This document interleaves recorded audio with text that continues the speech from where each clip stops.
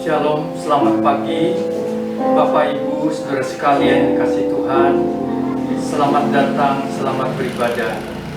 Mari kita bangkit berdiri, kita akan awali ibadah kita dengan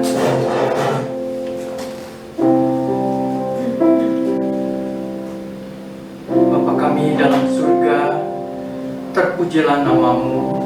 Pada pagi hari ini kami datang menghadap hadirat-Mu yang kudus.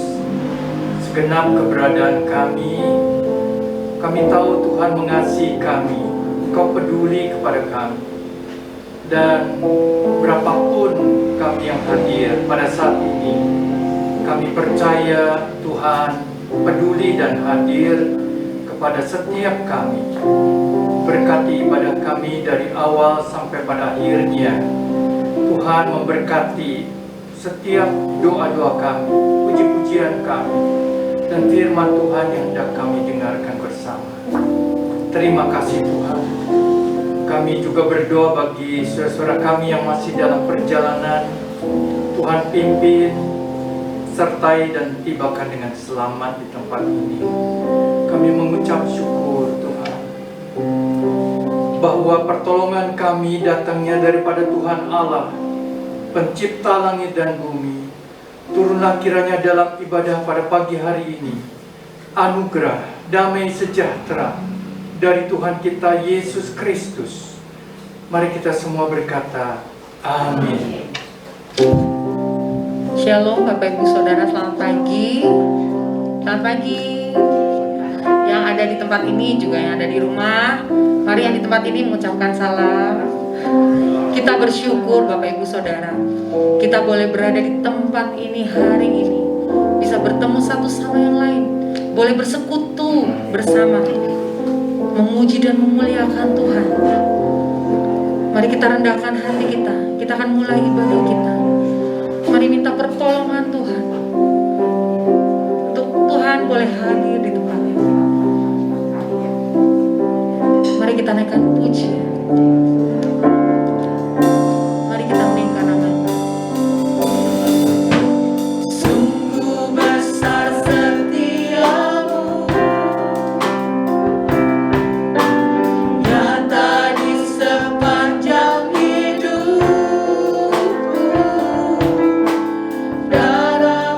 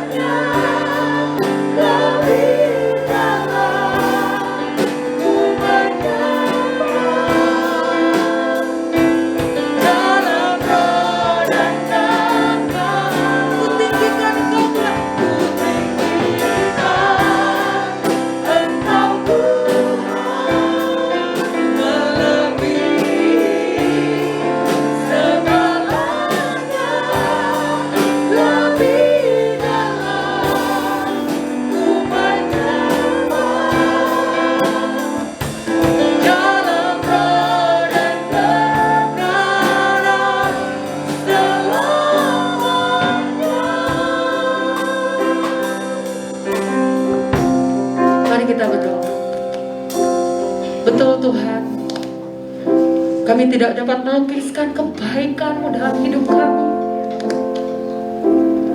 Banyak hal yang telah Kau lakukan dalam kehidupan kami tanpa kami meminta. Banyak yang Kau lakukan dalam kehidupan kami tanpa kami pikirkan, Tuhan. Kami bersyukur karena kami punya Allah seperti Engkau. Mungkin kami secara manusia, Tuhan, kami tidak bisa menghadapi apa yang terjadi dalam hidup kami. Tapi Kau tahu ya Tuhan, Engkau ada bersama-sama dengan kami di setiap apa yang kami alami. Kami bersyukur untuk kebaikan-Mu dalam hidup kami. Terima kasih untuk kesempatan Tuhan kami boleh hadir di tempat ini, untuk boleh beribadah kepada Engkau ya Tuhan secara onsite. Biarlah kami tidak menyia-nyiakan waktu ini Tuhan. Kami boleh duduk diam tenang, memuji, menyembah dan memuliakan nama-Mu. Duduk tenang mendengarkan firman-Mu Tuhan. Hingga kami pulang boleh mendapatkan berkat yang berasal daripada Engkau, membawa kedamaian yang berasal daripada-Mu Tuhan. Selidiki setiap hati kami. Kami mohon ampun ya Tuhan jika setiap kami di tempat ini ada dosa baik dalam pikiran, perkataan kami, hati kami yang jahat. Kami mohon ampun Tuhan. Sucikan kami. Kami mohon berkati ibadah kami dari awal, pertengahan hingga akhir. Biar nama-Mu saja yang dipermuliakan dalam ibadah kami pagi hari ini. Persiapkan setiap kami yang melayani-Mu ya Tuhan. Kami mau serahkan ibadah kami ini ke dalam tangan-Mu. Hanya di dalam nama Tuhan Yesus kami sudah berdoa dan bersyukur. Amin. Silakan duduk Bapak Ibu Saudara. Saya yakin dan percaya setiap kita di tempat ini, yang ada di rumah juga, boleh merasakan kasih Tuhan. Mari kita katakan pujian. Dialah Allah yang sempurna, Allah yang janjinya tidak pernah tidak Dia tepati. Dialah perisai perlindungan kita. Mari kita katakan pujian ini.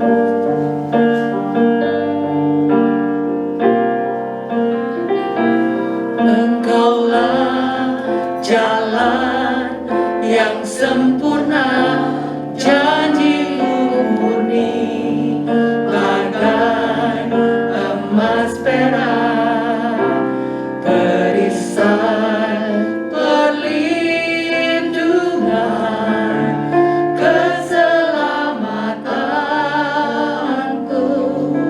Engkaulah jalan kebenaran, Engkaulah jalan kebenaran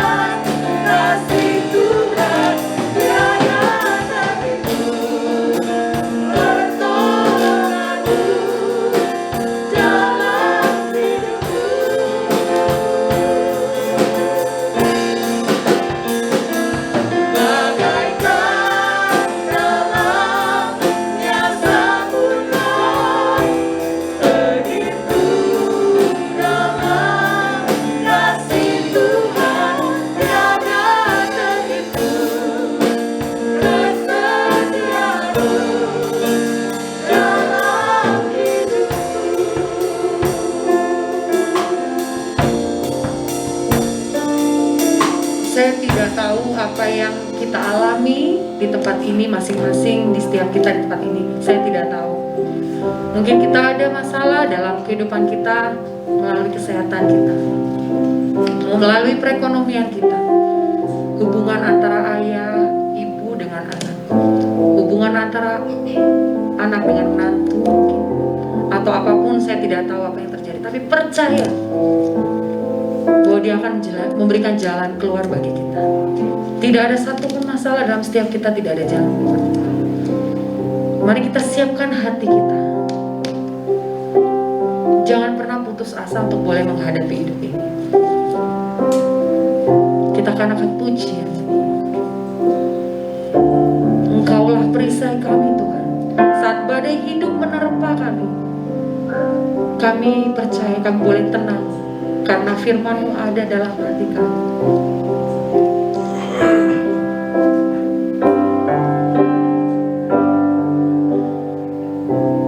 Engkaulah perisaiku saat badai menerpa hidupku. Firman-Mu di dalamku tenangkan jiwaku. Mari kita sama-sama naikkan pujian ini. Engkaulah perisainya. Engkaulah perisaiku saat badai hidup menerpa.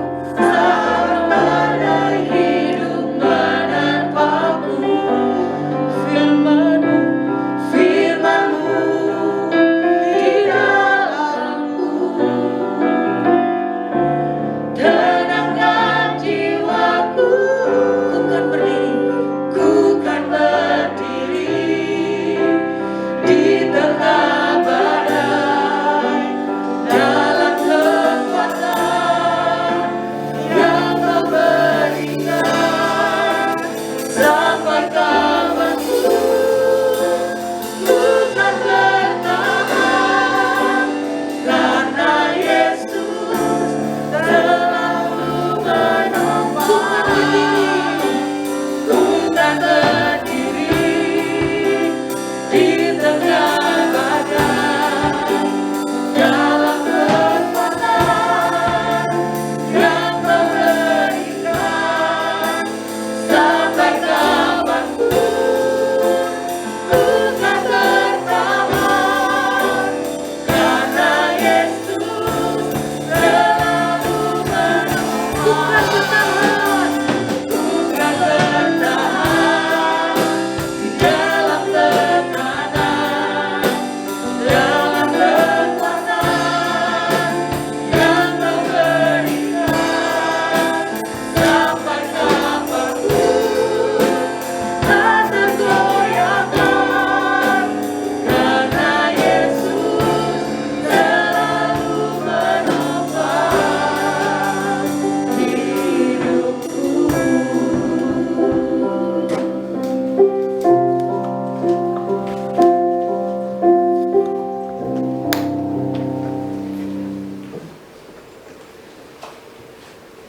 Mari kita berdoa. Bapa kami dalam surga, terpujilah nama-Mu. Pada pagi hari ini, setelah kami boleh memuji dan membesarkan nama-Mu, kami akan sejenak mendengarkan kebenaran firman-Mu. Tuhan, siapkan hati kami, pikiran kami. Biarlah firman-Mu jatuh ke dalam hati kami bagaikan tanah yang subur, yang siap menerima kebenaran firman-Mu. Tuhan, berkati dan urapi hamba-Mu. Pakai hamba-Mu sebagai saluran berkat. Dan kami percaya Allah Roh Kudus bekerja di tengah-tengah kami, boleh memberkati setiap kami, supaya nama Tuhan ditinggikan, dipermuliakan. Di dalam nama Tuhan Yesus, kami panjatkan doa ini. Amin. Shalom Bapak Ibu, saudara sekalian yang dikasihi Tuhan, terima kasih buat tim pemuji yang luar biasa yang boleh memimpin pujian pada pagi hari ini. Kita akan bersama merenungkan firman Tuhan. Kita akan membaca dari kitab Yunus, pasal yang kedua, ayat 1 sampai 10. Kitab Yunus pasal yang kedua ayat 1 sampai 10. Saudara sekalian, kisah daripada Yunus ini tentunya kita sudah kenal sejak kecil.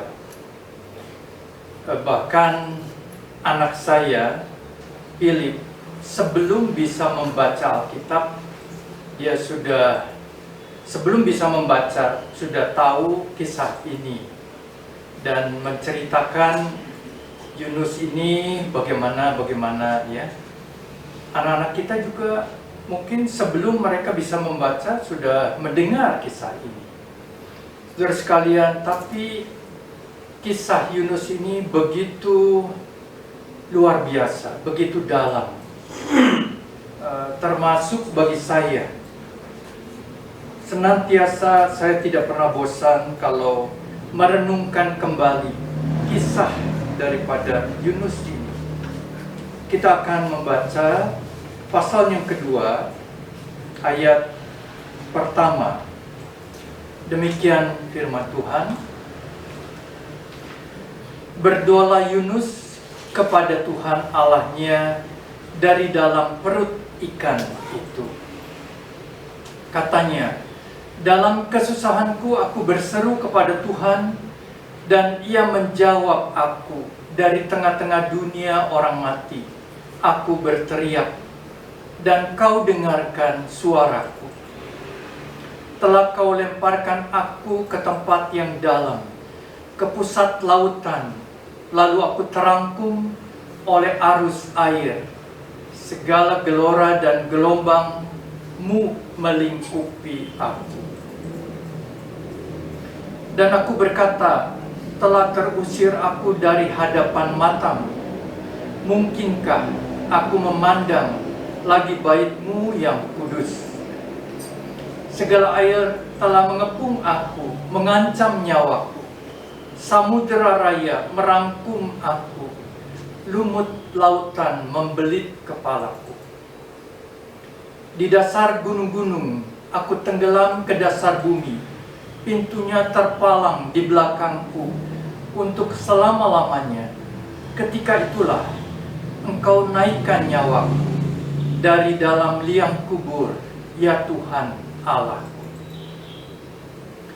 Ketika jiwaku letih lesu di dalam aku, teringatlah aku kepada Tuhan, dan sampailah doaku kepadamu ke dalam bait-Mu yang kudus.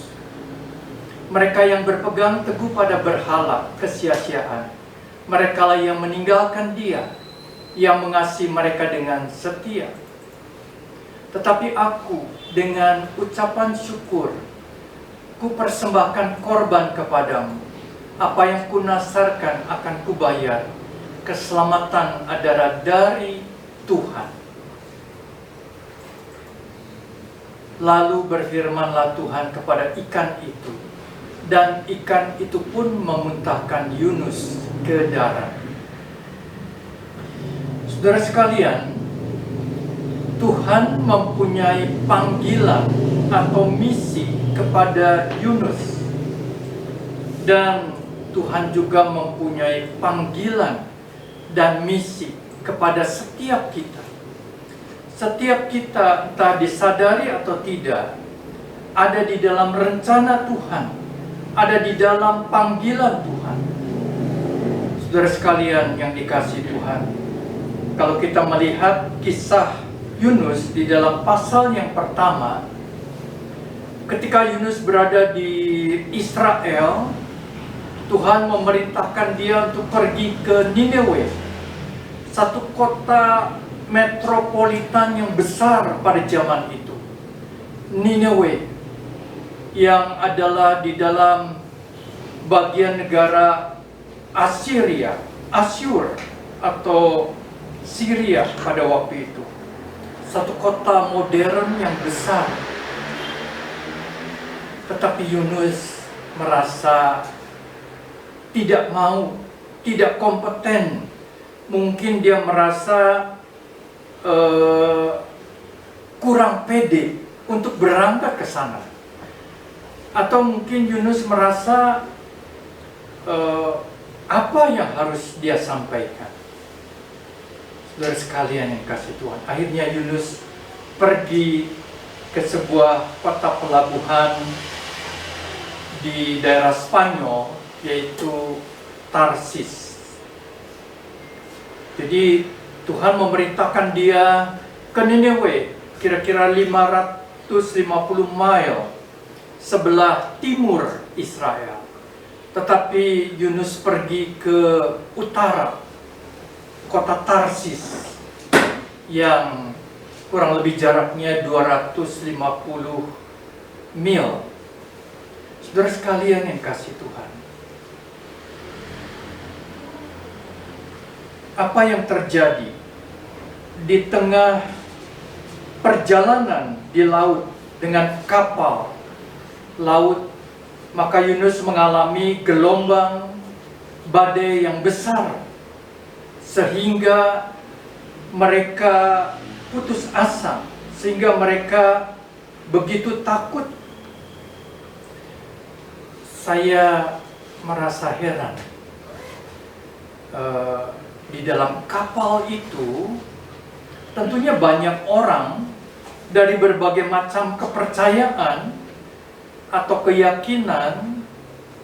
Pada waktu mereka mengalami masalah, pada waktu mereka mengalami gelombang angin badai antara hidup dan mati, mereka juga punya satu keyakinan bahwa kita harus berdoa. Kalau saudara nanti baca di pasal 1, orang-orang di kapal itu sama-sama punya keyakinan kita harus berdoa, mencari tahu apa yang menyebabkan kapal kita ini diterpa oleh angin badai. Dan sampai akhirnya mereka membuang undi. Ada satu keyakinan pula, siapa yang salah di antara kita. Saudara sekalian, kita melihat doa merupakan satu keyakinan dari semua orang, entah dari agama apapun. Dan pada waktu Yunus kena undian bahwa dia yang bersalah, dan Yunus mengaku bahwa badai gelombang ini oleh karena dia, maka akhirnya Yunus dilemparkan ke dalam laut. Saya kemarin lihat satu foto bagaimana Yunus ini dilemparkan ke laut. Apakah bisa ditayangkan satu gambar bagaimana Yunus dilemparkan ke laut? Saudara sekalian, luar biasanya Yunus sendiri yang mau mengatakan, lemparkan aku ke laut, maka badai ini akan berhenti. Saudara sekalian, apakah seandainya kita bersalah, apakah kita mau dipersalahkan dan dihukum oleh karena kesalahan kita? Tapi Yunus dengan jujur dia berkata, lemparkan aku ke laut, maka badai itu akan berhenti. Maka Yunus dilemparkan ke laut. Orang-orang di kapal tidak tega. Mereka takut disalahkan atau bersalah. Tapi akhirnya mereka terpaksa melemparkan Yunus ke dalam laut? Kalau secara logika pemikiran kita manusia, seseorang dilemparkan ke laut, di tengah laut, dalam cuaca angin badai gelombang, pasti orang ini mati. Jadi ini secara logika kemungkinan kematian yang pertama dari Yunus pada waktu dia dilemparkan ke dalam laut. Tapi Yunus tidak mati. Dan kisah ini mengatakan Tuhan menyuruh seekor ikan yang besar menelan Yunus. Seandainya ada orang-orang kapal yang melihat, wah, Yunus ini terombang-ambing di laut, dan kemudian ada ikan yang menelan dia. Mungkin mereka berpikir, orang ini satu kali mau mati tidak jadi. Nah, sekarang kedua kali dia dimakan oleh ikan, pasti mati. Jadi dua kali dia seharusnya mati secara pikiran manusia. Tetapi Tuhan tetap menjaga, melindungi Yunus. Bisa ditayangkan gambar ikan yang menelan Yunus. Para ahli mengatakan kalau Yunus diterkam atau dimakan atau ditelan oleh ikan seperti ikan paus yang besar atau ikan yang mempunyai gigi, pasti Yunus ini akan mati. Kalau ada ikan ikan hiu yang besar dengan gigi yang tajam memangsa Yunus, pasti Yunus akan mati. Tapi rupanya Tuhan mengutus atau Tuhan memerintahkan. Ada ayatnya yang kalau kita baca di dalam Yunus 1 ayat 17, maka atas penentuan Tuhan datanglah seekor ikan besar yang menelan Yunus, dan Yunus tinggal dalam perut ikan itu 3 hari 3 malam lamanya. Saudara sekalian, jadi rupanya ikan ini, ikan besar yang panjangnya mungkin seperti bis yang panjang, yang bisa menelan manusia, tetapi ikan ini sebenarnya tidak makan manusia. Dia hanya makan plankton yang kecil. Jadi ikan ini mempunyai mulut yang besar, hanya membiarkan air, partikel-partikel plankton itu masuk ke dalam mulutnya, dan sehingga kalau Yunus masuk ke sana, dia tidak mati, tidak berbahaya. Saudara sekalian yang dikasihi Tuhan, kalau saya berpikir, sebetulnya ikan ini tidak biasa makan makhluk seperti manusia yang besar, ya. Tetapi dikatakan Tuhan memerintahkan ikan ini untuk menelan Yunus. Jadi Tuhan menyuruh ikan ini menelan Yunus. Saudara sekalian yang kasih Tuhan, kita juga tidak bisa membayangkan bagaimana Yunus dalam perut ikan selama 3 hari 3 malam.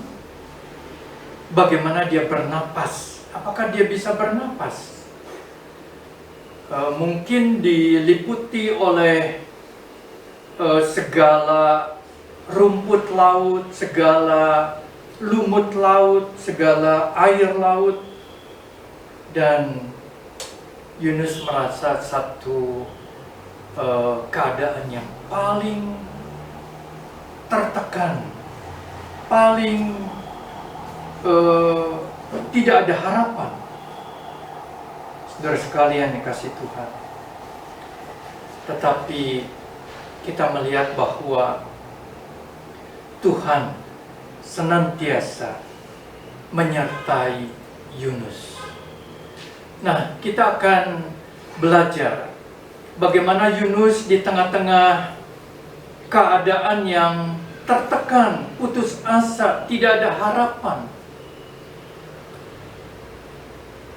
Saudara bayangkan di tengah samudra, di tengah gelombang laut, di dalam perut ikan, perasaan kita pasti sudah tidak ada harapan, tidak ada satu kehidupan. Tapi di dalam pasal 2 ini kita melihat bahwa Yunus berdoa. Seluruh pasal 2 ini adalah merupakan doa daripada Yunus.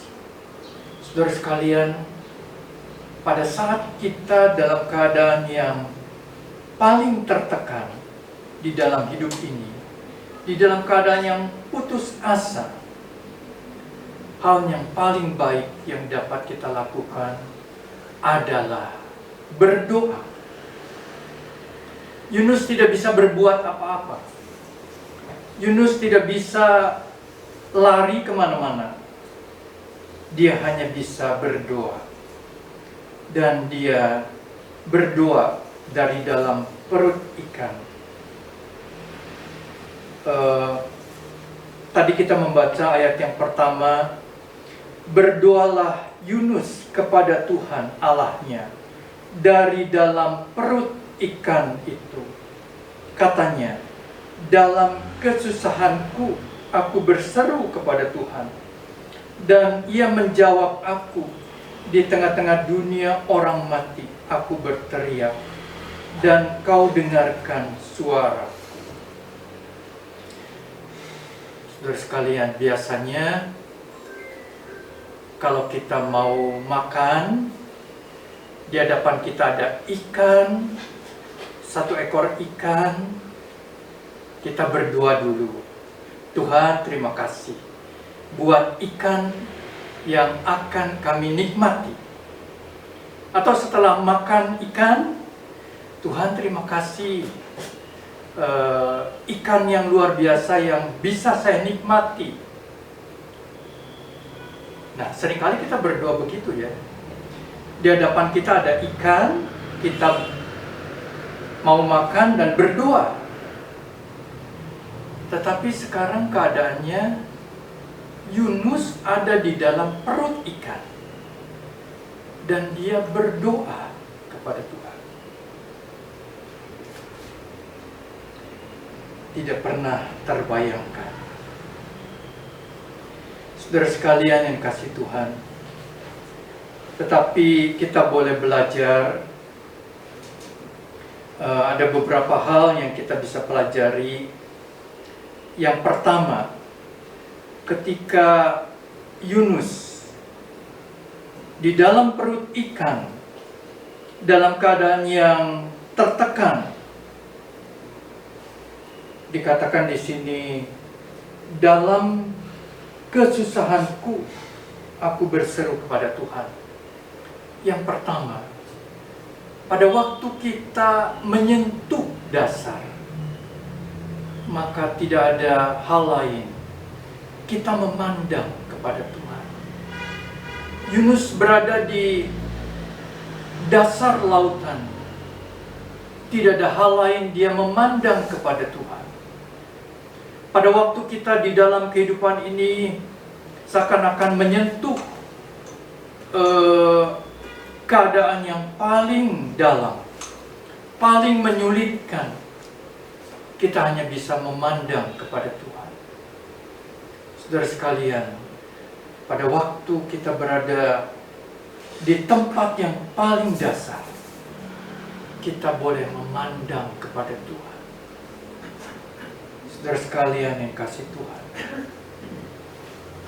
biarlah kita mau belajar bagaimana Yunus memandang dan berdoa kepada Tuhan. Saudara sekalian yang dikasihi Tuhan, doa merupakan satu jalan, satu-satunya jalan untuk kita boleh menyelesaikan masalah di dalam kehidupan kita. Satu kali murid-murid Tuhan Yesus tidak dapat mengusir setan, dan orang-orang bertanya, "Mengapa murid-muridmu tidak dapat mengusir setan?" Di dalam Markus 9 ayat 28, lalu Tuhan berkata, Markus 9 ayat 28, ketika Yesus sudah di rumah dan murid-muridnya sendirian dengan Dia, bertanyalah mereka, "Mengapa kami tidak dapat mengusir roh itu?"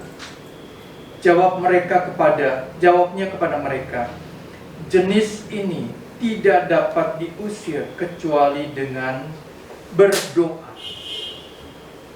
Jenis ini tidak dapat diusir kecuali dengan berdoa. Dengan kata lain, saudara sekalian, pada saat kita menjumpai satu masalah yang sulit, yang pelik, jalan satu-satunya adalah kita berdoa. Kita berdoa. Tentunya kita sering mendengar satu motto atau satu slogan, berdoa dan berusaha. Tentunya itu baik ya, berdoa dan berusaha. Tetapi kalau di dalam kasus Yunus, dia tidak bisa berusaha apapun. Dia tidak bisa mengerjakan apapun di dalam perut ikan. Hanya bisa berdoa. Dan kalau manusia masih bisa berusaha atau mungkin mengandalkan cara dia, kepandaian dia, kekuatan dia, maka yang menjadi pertanyaan, apakah usaha itu yang memang ditunjukkan Tuhan? Atau usaha yang mengandalkan kekuatan diri kita? Jadi saudara sekalian, di sini Tuhan Yesus mengatakan, jenis ini tidak dapat diusir kecuali dengan berdoa. Berdoa adalah jalan satu-satunya mengatasi kesulitan kita di dalam kehidupan ini. Pada saat kita putus asa, pada saat kita kepepet, pada jalan yang buntu, pada dasar yang paling bawah, kita hanya bisa memandang kepada Tuhan di dalam doa. Hal yang kedua, saudara sekalian, Yunus berdoa kepada Tuhan dengan segenap hati, dengan segenap emosi dia, dengan segenap jiwa raganya. Tidak ada kekuatan lain yang Yunus boleh utarakan kepada Tuhan selain di dalam doa. Saudara sekalian, seringkali kita di dalam keadaan yang baik, di dalam keadaan yang normal, mungkin kita hanya berdoa, ya Tuhan terima kasih buat segala anugerah berkat Tuhan. Kita asal mengucapkan doa kita. Seakan-akan doa itu merupakan rutinitas. Seakan-akan doa itu asal keluar dari mulut kita. Tetapi apa yang dilakukan Yunus berbeda. Yunus dalam keadaan yang tertekan, dalam keadaan yang kesulitan yang terdalam, dalam keadaan yang putus asa, dia berdoa dengan sepenuh hati, dengan segenap hati. Saudara, kalau kita membaca di dalam kata-kata Yunus, maka sepertinya segala kata, segala ungkapan, segala rasa dia keluarkan kepada Tuhan. Seringkali kita hanya berdoa, Tuhan terima kasih atas segala berkat-Mu. Itu adalah doa pengucapan syukur.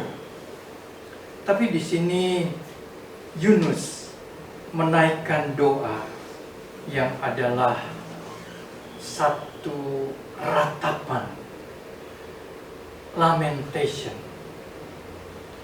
Di dalam kitab Mazmur juga ada banyak doa yang merupakan ratapan, lamentation. Dan kalau kita membaca di dalam ayat-ayat ini, yang juga puitis, tapi merupakan ungkapan perasaan dari Yunus kepada Tuhan. Saudara sekalian, jadi kita jangan ragu-ragu mengungkapkan segala perasaan kita kepada Tuhan. Tuhan tidak membatasi perasaan kita, pikiran kita untuk kita utarakan kepada Tuhan.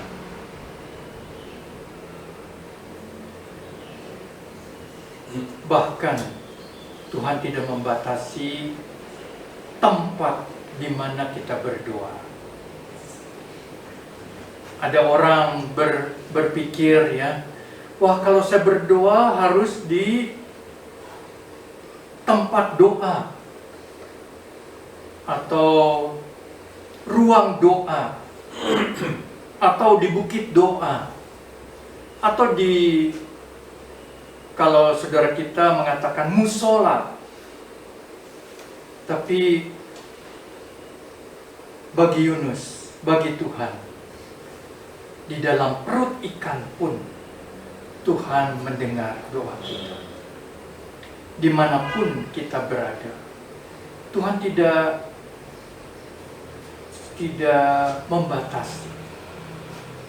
Dan apapun perasaan kita, Tuhan tidak membatasi. Kalau kita membaca nanti ayat-ayat ini, segala isi hati yang diucapkan Yunus kepada Tuhan merupakan perasaan yang jujur kepada Tuhan. Saudara sekalian dikasih Tuhan, berdoalah dengan segenap hati, dengan segenap emosi kita utarakan kepada Tuhan. Hal yang ketiga,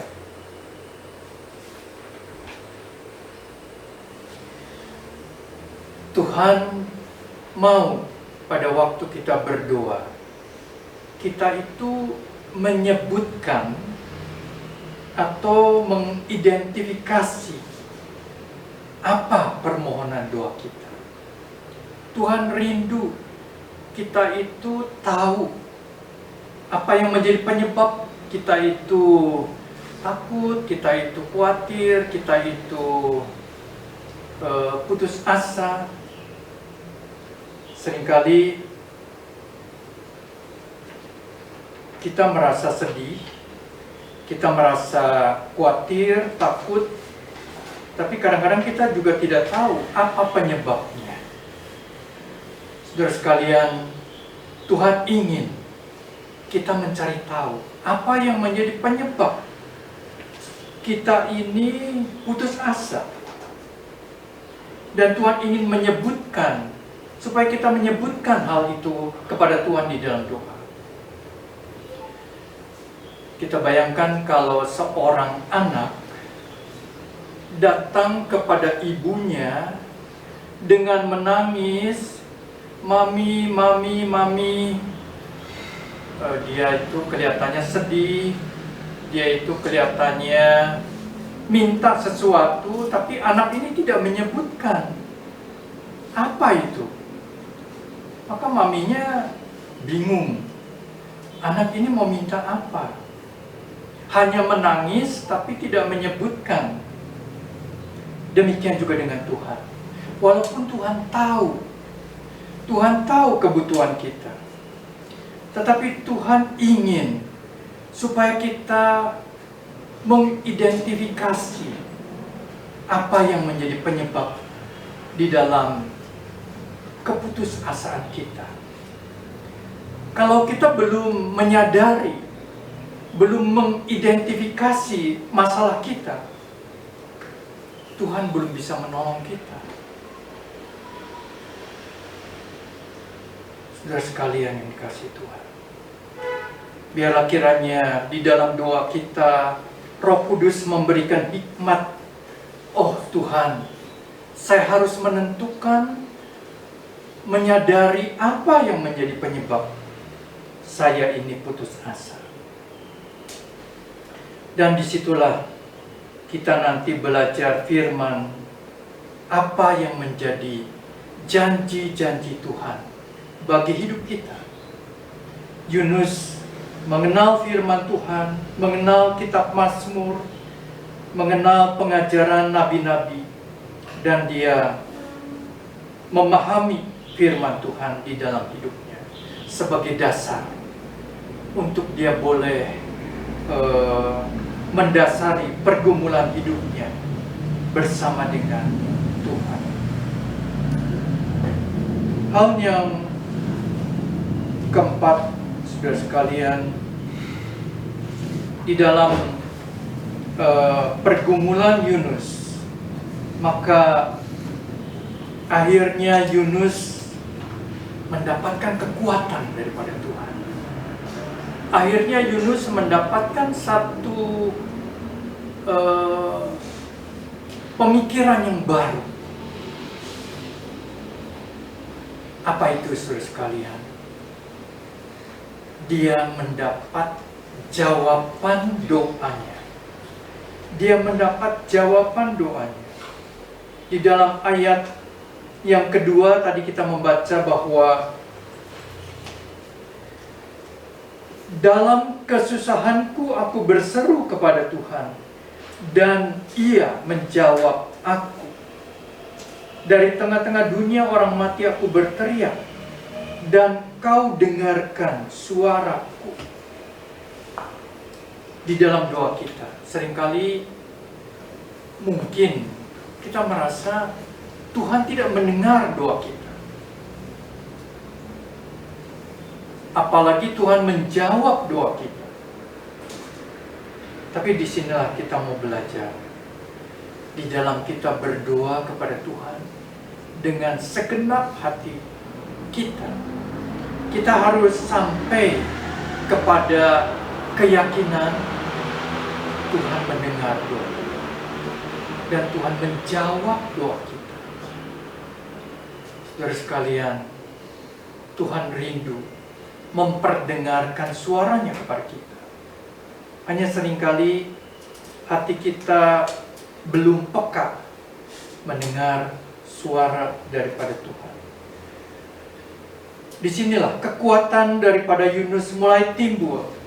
Dari keputusasaan, kemudian dia tahu Tuhan mendengar doaku. Dan Tuhan menjawab aku. Saudara sekalian, pada saat kita berdoa, biarlah kita sampai kepada saat di mana Tuhan menjawab doa kita.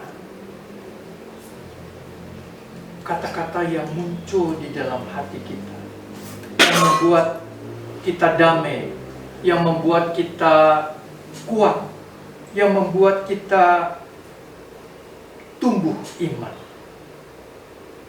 Sehingga yang kelima, setelah Yunus ini tumbuh iman, lalu dia berkata, aku memusatkan perhatianku kepada kebaikan Tuhan. Di dalam ayat yang ketujuh, dari pasal 2, ada terjemahan bahasa Inggris, when I had lost all hope, I turned my thought once more to the Lord, and my earnest prayer went out you in your holy temple. Saudara sekalian, di sini mengatakan pikiran daripada Yunus mulai berubah. Mindset daripada Yunus mulai berubah. Dari keputusasaan mulai timbul harapan dan mulai melihat kebaikan Tuhan. Dan di dalam Mazmur 27 ayat 13, Mazmur 27 ayat 13 berkata,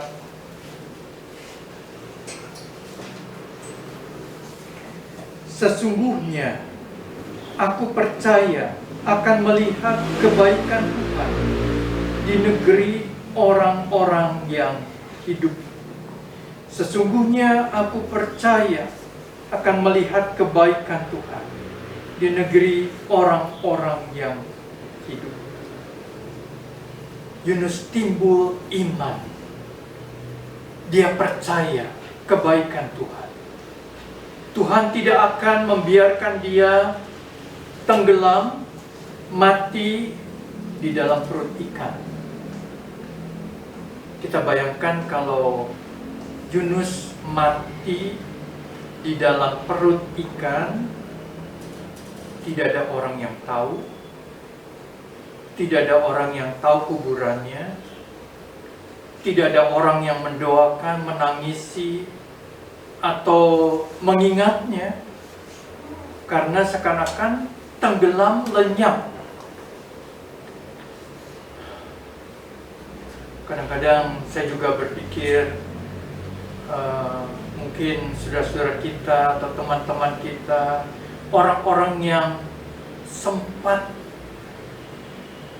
meninggal oleh karena COVID dan dalam keadaan yang sedang parah-parahnya, kita tidak bisa mengantar mereka. Seakan-akan mereka pergi tanpa kenangan, pergi tanpa satu hal yang bisa kita ingat. Saudara sekalian, saudara bayangkan Yunus seandainya dia mati di dalam perut ikan, sama sekali tidak ada kenangan apa-apa.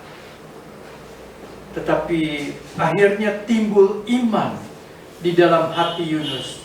Aku akan melihat kebaikan Tuhan. Aku akan melihat orang-orang di negeri orang-orang yang hidup. Aku akan melihat, aku percaya akan melihat kebaikan Tuhan di negeri orang-orang yang hidup. Saudara sekalian, inilah iman. Di dalam doa kita, kita harus punya iman. Iman adalah sesuatu yang belum terjadi, tetapi dia percaya akan terjadi. Ini adalah iman. Biarlah di dalam doa kita, pada saat Tuhan belum menjawab, kita sudah beriman. Tuhan akan menyatakan kebaikan kepada kita. Dan terakhir, bahwa Tuhan kembali memerintahkan ikan itu memuntahkan Yunus di tepi pantai. Saudara sekalian, dalam keadaan hidup. Mungkin memang kepalanya diliputi rumput-rumput laut atau lumut-lumut ya, tetapi Yunus masih bisa hidup setelah 3 hari 3 malam di perut ikan. Dan saya percaya pengalaman Yunus di perut ikan ini membuat dia berani dan membuat dia bersaksi kepada orang-orang Niniwe bahwa Tuhan yang hidup akan menghukum mereka apabila mereka tidak bertobat. Jadi saudara sekalian, tadinya Yunus tidak mau pergi ke Niniwe, mungkin apa yang harus saya katakan. Tetapi sekarang Yunus penuh dengan cerita, penuh dengan motivasi, pengalaman yang dia harus sampaikan kepada orang-orang Niniwe untuk dikatakan. Kita juga mempunyai panggilan dari Tuhan. Setiap kita, Tuhan punya panggilan yang berbeda-beda. Tetapi biarlah hidup kita tidak berlalu dengan sia-sia. Tetapi Tuhan memakai kita di dalam kehidupan kita yang singkat ini, menggenapi rencananya, panggilannya bagi kerajaannya. Amin. Mari kita berdoa. Tuhan, terima kasih buat kisah daripada Yunus yang begitu membuat hati kami terharu oleh karena peristiwa yang dialami oleh Yunus. Tuhan, kami percaya Tuhan punya panggilan dan rencana ataupun misi di dalam hidup kami. Kalau Tuhan bisa memerintahkan ikan menjalankan perintah-Mu, sekalipun mungkin bukan kebiasaan atau habitatnya, terlebih lagi Tuhan, Kau juga bisa memerintahkan kami, mengutus kami, dan kami boleh melakukan rencana-Mu, misi-Mu di dalam kehidupan ini. Berkati dan meteraikan firman di dalam hati dan kehidupan kami. Kami mengucap syukur. Kami berdoa di dalam nama Tuhan Yesus. Amin. Ada sedikit pengumuman. Minggu depan ibadah di tempat ini seperti biasa jam 9 pagi. Dan pada hari Rabu mendatang, doa pagi diliburkan oleh karena bertepatan dengan hari kemerdekaan, tanggal 17 Agustus. Kiranya Tuhan memberkati kita sekalian. Sebentar kita akan memberikan persembahan. Saya mengundang pelayan persembahan boleh maju ke depan. Mari kita tundukkan kepala, masuk di dalam doa. Nanti saya minta Bapak yang Gerard untuk memimpin kita di dalam doa persembahan.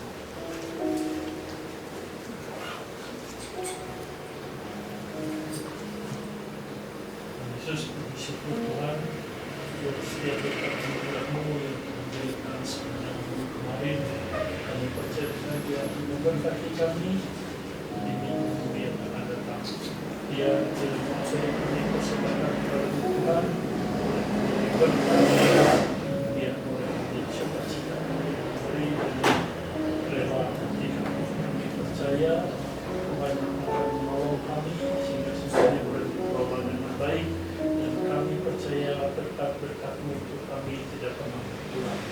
Biar kami terus belajar mengenal Tuhan, biar kami juga terus belajar untuk memberikan berkat apa, berkat persembahan yang kami persembahkan, sukacita dan dengan rela. Kami bersyukur Tuhan atas setiap berkat dan berkat yang sudah diberikan kepada kami.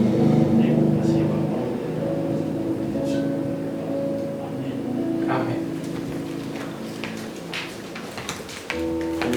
Mari kita akan angkat pujian ini sambil persembahan akan diedarkan.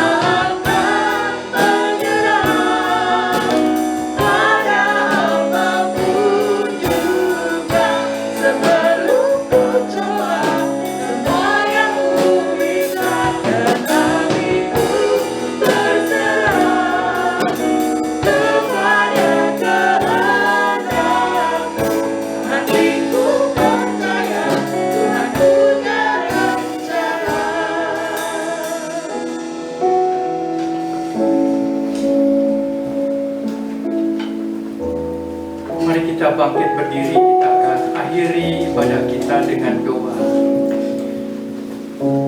Bapa kami dalam surga, terpujilah namamu.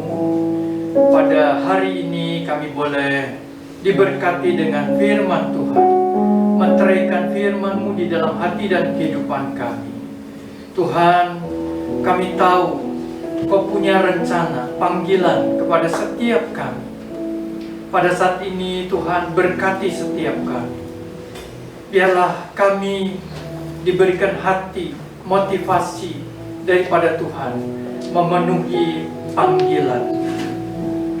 Tuhan, seringkali kami merasa di dalam hidup ini ada banyak hal yang kami pikirkan, yang kami gumuli. Mungkin soal kesehatan, mungkin soal finansial, atau mungkin soal keluarga.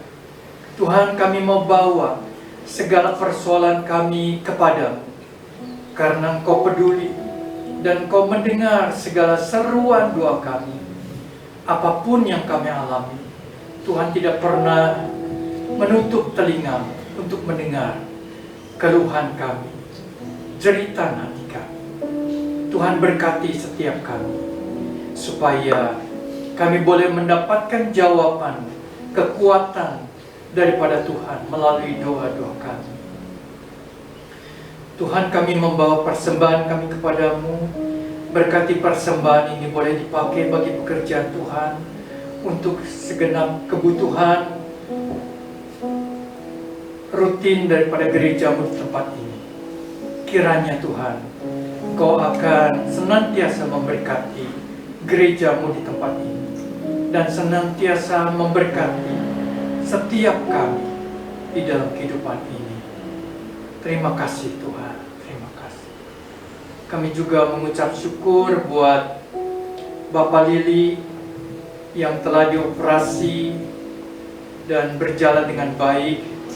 Pada saat dia harus masa pemulihan, kiranya Tuhan menolong supaya Pak Lili boleh kembali pulang ke Bandung dan juga dalam keadaan yang baik dan sehat.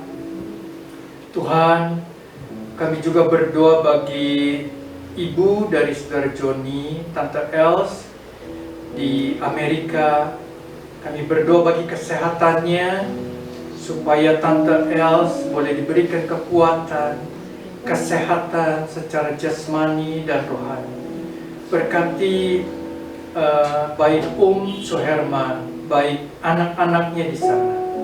Dan kami juga berdoa bagi Bapak Joni yang pada akhir bulan ini akan kembali pulang ke Amerika. Tuhan kiranya menyertai dan Tuhan memberkati perjalanannya, boleh berjalan dengan lancar. Terima kasih Tuhan. Kami menyerahkan kehidupan kami, kegiatan kami ke dalam tangan-Mu.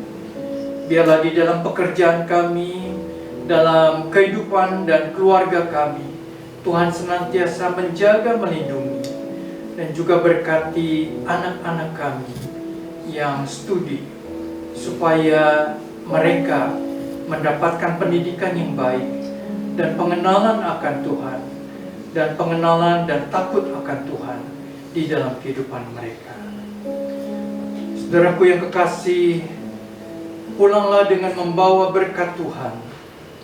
Kiranya kasih sayang dari Allah Bapa di surga, anugerah keselamatan dari Tuhan Yesus Kristus, dan pertolongan daripada Allah Roh Kudus menyertai saudara-saudara sekalian, mulai saat ini sampai Maranatha, Tuhan Yesus datang kembali. Mari kita semua berkata, amin.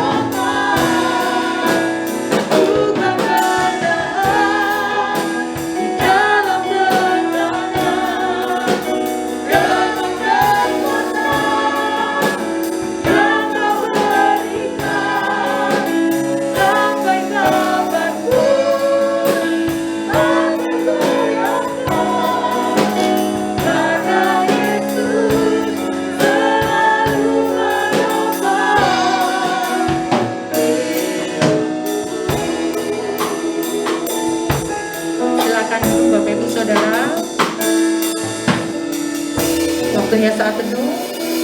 Selamat hari Minggu, Tuhan Yesus memberkati.